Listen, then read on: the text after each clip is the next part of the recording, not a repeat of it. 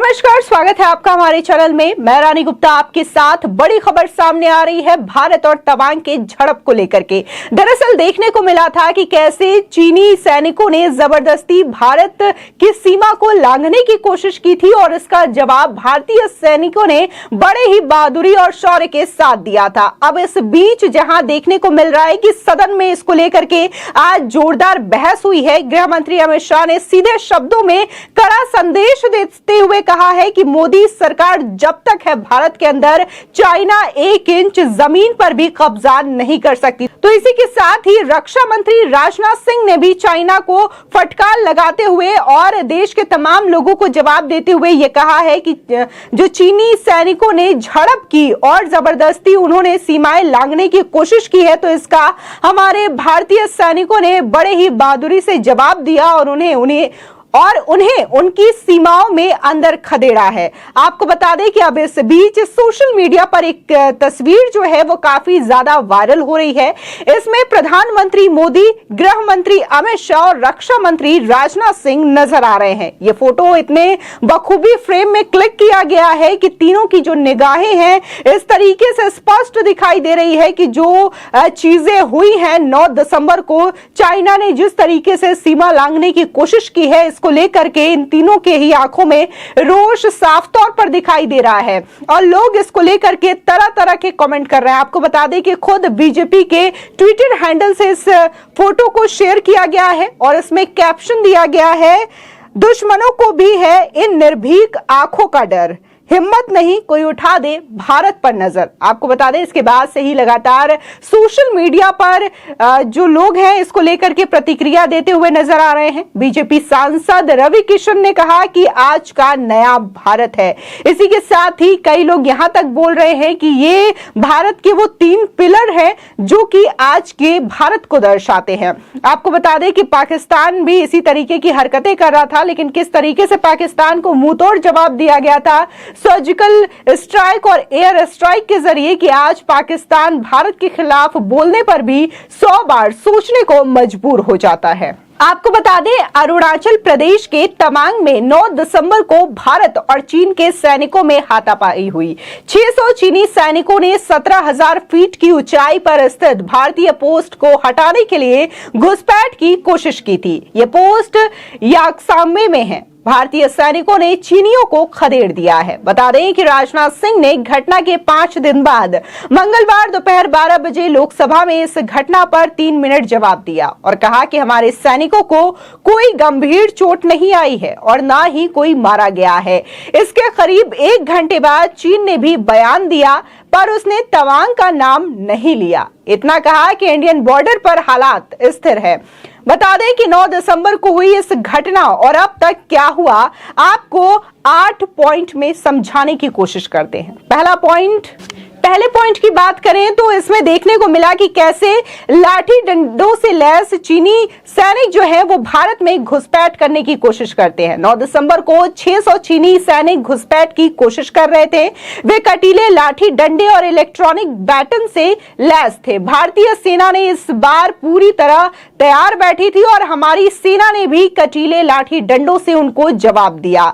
इसमें दर्जनों चीनी सैनिकों की हड्डियां भी टूटने की खबर है। बता दें कि भाई दूसरे पॉइंट पर अगर नजर डालें तो तवांग में झड़प के बाद फ्लैग मीटिंग हुई। चीन ने कहा कि ऐसी हरकत ना करें। भारत के जवाबी हमले के बाद 11 दिसंबर को फ्लैग ऑफ मीटिंग हुई और मसला शांत हुआ। विवाद वाली जगह से फिलहाल दोनों देशों की सेनाएं हट गई हैं। चीन को ऐसे एक्शन के लिए मना किया गया और शांति बनाए रखने को कहा गया है। कूटनीतिक स्तर पर भी मुद्दा उठाया गया है। वही तीसरी बात की ओर नजर डालें तो अरुणाचल के सीएम और भाजपा सांसद इस मुद्दे को लेकर बोलते हैं कि मार नहीं खाएंगे बल्कि मुंहतोड़ जवाब देंगे। बता दें कि तवांग में भारत चीन के आमने सामने होने पर अरुणाचल के मुख्यमंत्री पेमा खांडू ने कहा कि यासांगे मेरा विधानसभा क्षेत्र के अंतर्गत आता है और हर साल साल मैं क्षेत्र के जवानों और ग्रामीणों से मिलता हूं। ये अब 1962 नहीं है। अगर कोई अतिक्रमण करने की कोशिश करता है तो हमारे बहादुर सैनिक उन्हें जवाब देंगे। ईंट का जवाब पत्थर से नहीं, ईंट का जवाब लोहे से दे रही है हमारी वीर भारतीय सेना।